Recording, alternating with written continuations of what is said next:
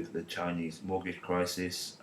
If people draw back or remember back to 2008, 2009, when we had the Lehman's crisis and Fannie Mae and Freddie Mac, and what that did to the financial thingy world at the time, this could possibly happen again.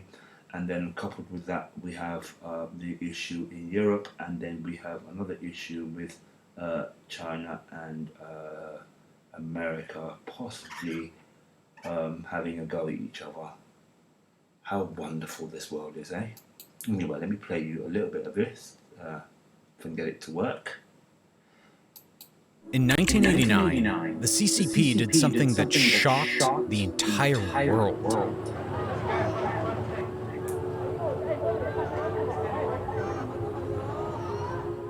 China's democracy protests were threatening the CCP's rule. It made them scared. So scared that the CCP decided to launch an attack against its own citizens to silence the protests. In the process, thousands of innocent Chinese students were killed, and thousands more were wounded. In the last few weeks, something similar has been happening in China that is scaring the CCP.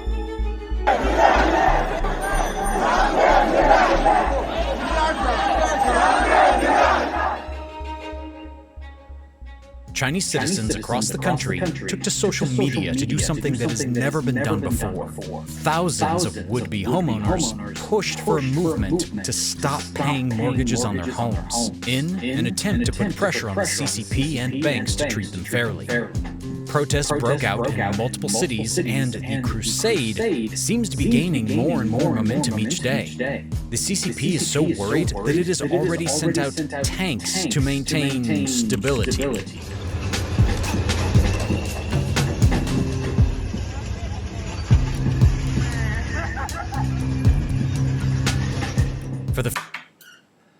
So as you can see there, things are not looking good for the people in China right now. So there is a possibility that this could have a major impact on the financial world. But that said, here we go with Bitcoin heads for resistant rate.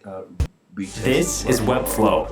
Meet the design tool from the future. Shut up. Sorry about that. Right, so Bitcoin heads for a resistance retest, but here's why a breakout. This was yesterday, and Bitcoin briefly crossed above 24,000 on the 29th of June. No, not yesterday, courtesy of a strong mid-week bullish bounce back. This is the second time that cryptocurrency soared above this price level in July, demonstrating some significant bullish strength. A closer look reveals that there is more to the rally than meets the eye. Just a week ago, we saw Bitcoin embark on a bearish retracement after a previous rally, but pushed into an ascending resistance level. The price has been moving into an ascending channel, underscored by resistance and support. Sorry, there's a sex that kicked in right there. However, the price did not push back to the support, but did come close. This was an important observation because it highlighted the strong bullish strength and the rising price floor. The King coin traded at 23,700 at press time, which represents a 14% upside from the lows of July 27th. It also represents a slight pullback from its 24-hour high of 24,400 after retesting the ascending resistance line. So Bitcoin, as you can see by the chart, is doing its thing. It's going to go up. Despite the upside, BTC remains in the neutral zone. Hence, there is still room for a price to recover and potentially cross the 25,000 price level. So if you're into crypto and want to get some more, Bitcoin in particular, now might be a right time to buy. I'm not a financial advisor, so don't take anything I say as financial advice, but it's entirely up to you. I'm looking at XRP and other cryptos that have use case in particular, because of where the market's going to go. There's over 20,000 coins. We don't need 20,000 coins, and we will never use 20,000 coins. Only the ones with use case are going to get used in the market. We are likely to see another downturn. I am not saying when. I don't know when, but people are saying possibly September time. I don't know. Unless we have clearer regulations, we're likely to see. And plus, with the China stuff, that could well bring the market down and get rid of an awful lot of the crap. And then what we will see come from that is good businesses, good tokens. ETH may well be affected because right now it's going through a transition into ETH 2.0 from proof of work to proof of stake, or whatever you want to call it. And we're going to see that possibly declared as a security, because we don't know, because it's moving from one decentralized to a centralized entity to a certain extent, if I'm to understand that. So there is a possibility of that happening. And with that said, XRP is likely to be the only one that has regulatory clarity after the trial, because looking back on ETH, it may not be. Do you know what I mean? Do you understand? Anyway, when we talk about Bitcoin, Coinbase, and what's going on with the SEC there, right, let's see if we can get this across a bit more. Right, Coinbase is in deep trouble, and so is the SEC. Right, quite simply because Coinbase is in the world of regulatory pain right now. A report this week said the SEC investigating company for selling digital assets that should have been registered as a security, development that triggered a 20% crash in the share price and resulted in a long-term Coinbase booster, Cathie Wood finally dumping her position. All of this comes only a week after the Justice Department charged Coinbase manager with insider trading. The news is especially damaging to Coinbase since the company, from its founding, has styled itself as a white knight of crypto, a firm that stayed on the right side of regulators, even as others in the industry played fast and loose. So what happened? Bloomberg Max Chafin placed the blame on Coinbase's ill-advised decisions some years back to pivot to shitcoins, a familiar term in the crypto world. Shitcoins typically refers to digital tokens that have no obvious utility beyond speculative hype. The Chafin piece illustrated not so subtly with coins budding out of a toilet. Well, basically, Coinbase has got an awful lot of coins on its platform that nobody really wanted. Time and time again, many of the people invested in some of the tokens on Coinbase have asked Coinbase to list some of the tokens that they see will do well or see that have value, and Coinbase is totally ignored them. For one, they take an XRP off, where other exchanges such as Binance and that still have XRP on their platform. Why? I have no idea. They cited the case with Ripple, with the SEC. Well, I'm sorry, but that's just rubbish. They never really did like XRP in the first place. Yet they list all the crap tokens that nobody really wants, and this article is completely spot on. There are shit coins on that platform. Plus, they're very expensive in their fees. Let's be clear here. Extremely expensive on their fees. I'm going to say this again, and I've said this before. Coinbase is for newbies. It's not for people who understand the market or understand how crypto exchanges work. This is a beginner's platform. So if you're new to crypto, that's where most people start. And I think that's one of the reasons why they became so popular as well, because most people start there and then people migrate. I haven't used Coinbase for months. I cannot be bothered. Well, in fact, longer than that, probably over a year.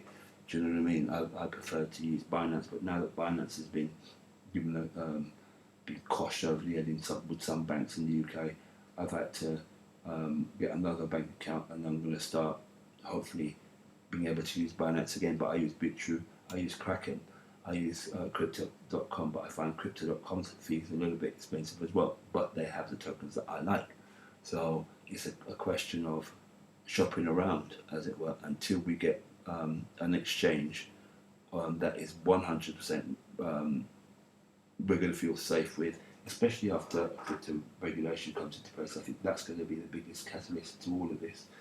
Crypto regulations. Once we have regulations and once the exchanges are all regulated and FDIC insured, your crypto is your crypto, not theirs, and all that kind of stuff, I think we're going to see a major change in the market, and I'm hoping that is soon. Anyway, right, coming to my last bit here, and this is from Blackrock and the CEO from Blackrock and what he's talking about and what he explains about what the market needs basically and what he sees should have happened. But I'll just play it to you. Hold on. If it plays. If you're going to launder money, it's been cash up to this point. So, I mean, Bitcoin is probably... Or jewels. Yeah, okay, but Bitcoin's probably, for total money laundering, it's probably 0.0005. So why pick on Bitcoin for the money laundering when it's obviously hasn't been used up to... Al Capone never had any Bitcoin. So I assume you're also talking about Libra then, too. Libra I don't even think is a cryptocurrency. I don't either. That's what I was going to say. I mean, I don't think it has any inherent value. It's a debit card. And I don't... It's centrally... I mean, and Mark Zuckerberg's involved, and everybody gets to keep the float all the... Let's talk about the concept, though. Yeah. Forget about who's created it and what it's trying to do. Yeah.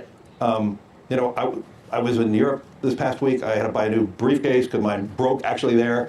When I was carrying cash to launder? All jewels. Yeah, all right.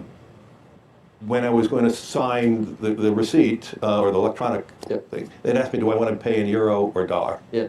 And I said, okay, dollar. Then I looked at it. I'm still being charged at 3%. Terrible. Okay? So, and when you think about all the people who send money, you know, they may work in one country, send money back home.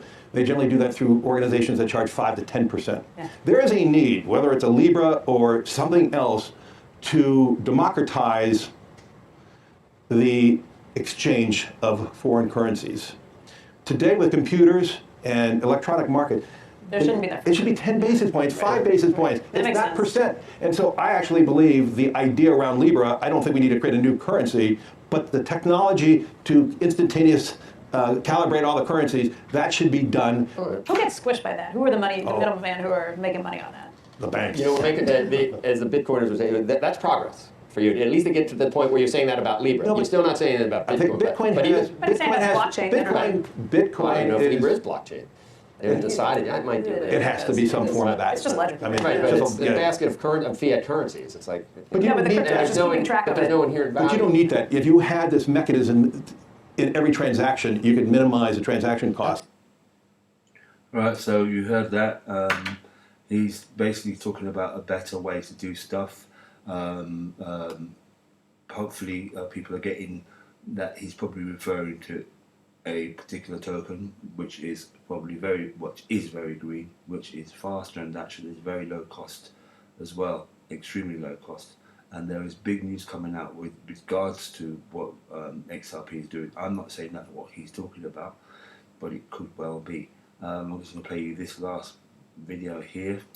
Idea right there. That's what the whole idea is. And that's what I loved about it. I don't believe we need a international currency like that. There's no need. But there is a huge need to bring down the fees of the interchange. Need or not, it's here. So the banks have not wanted to eat their own, like to cannibalize themselves. This is a But big when you see application. pressure like Libra, do they all get on board pretty quickly and say, okay, wait a second, I'm not going to lose my market share? There's going to be some mechanism of doing what I said, the calibration of currencies that's going between. That can't just, I mean, you don't need a Libra. You have computers that can monetize and calibrate euro to dollar instantaneous for a couple basis points, or a yen and all that. Next time, come to the full hour. You're evolving. I got to go talk to my shareholders. I see it involved your evolution.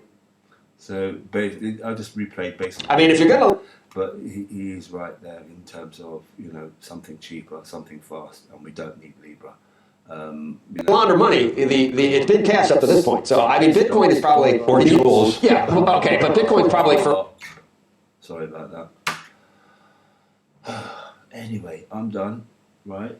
And I'll come back to what I was saying before in terms of, please, and I said this on another video, please don't listen to anybody saying stuff on here about, and the comments are about they've got, or they've made 10, 20,000 or 29,000, whatever thousand if you work with me, I'll make you XYZ in XYZ time. And those other programs that say, oh, we'll put $10, $20, 30, 50, or 1,000, whatever.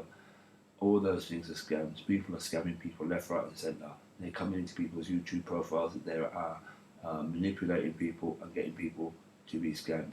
I do not put my number in here. Don't trust WhatsApp numbers. Don't trust anybody that just comes up to you randomly and just says, look, I'm going to help you out with or whatever. There are far too many people that can't be trusted. The safest thing for you to do is get your crypto, buy on an exchange, and put it into a cold wallet and hold it there. Don't be messing about with it. When there's regulation, we'll get very good DeFi projects. We'll get very, very, very good yields coming through when there is regulation.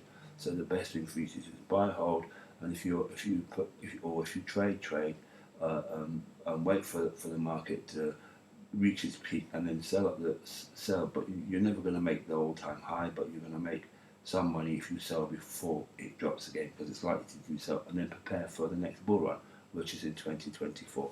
Anyway, I'm done. Speak to you soon. Have a good day, and remember, don't get scammed.